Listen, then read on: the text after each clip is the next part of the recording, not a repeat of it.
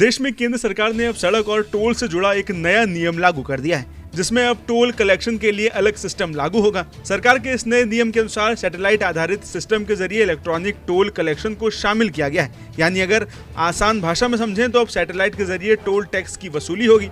इसका मकसद toll collection को बढ़ाना और टोल प्लाजा पर लगने वाली भीड़ को कम करना है। साथ ही इस सिस्टम में शुरुआती 20 किलोमीटर तक कोई टोल देने की जरूरत नहीं होगी। यानी आपने जहां से यात्रा शुरू की है, अगर उसके 20 किलोमीटर के अंदर कोई टोल पड़ता है तो उसमें आपको टोल देने की कोई जरूरत नहीं होगी। जिसके बाद वाहन 20 किलोमीटर से ज्यादा जितनी दूरी तय करेंगे उतनी ही दूरी का टोल वसूला जाएगा। वहीं इस पूरे मामले पर सरकार की ओर से एक नोटिफिकेशन जारी किया गया है। इस नोटिफिकेशन के तहत ग्लोबल नेविगेशन सैटेलाइट सिस्टम से टोल की शुरुआत जल्द होगी। इसके लिए सरकार ने 4 हाईवे पर ट्रायल भी कर लिया है। ट्रायल के बाद सरकार ने ये फैसला लिया है कि अब इसे हाईवे और अन्य जगहों पर लगाया जाएगा। वहीं इसको लेकर सड़क परिवहन मंत्रालय ने नियम भी जारी कर दिए हैं। साथ ही इसी बीच अब सवाल उठता है कि आखिर ये सिस्टम काम कैसे करेगा। तो आपको बता दें कि सरकार का ये नया सिस्टम जीपीएस पर आधारित होगा। जीपीएस के सहारे सैटेलाइट से टोल टैक्स लिया जाएगा। सरकार की तरफ से जारी नोटिफिकेशन में कहा गया है कि गाड़ियों पर पहले जीपीएस इंस्टॉल कराया जाएगा।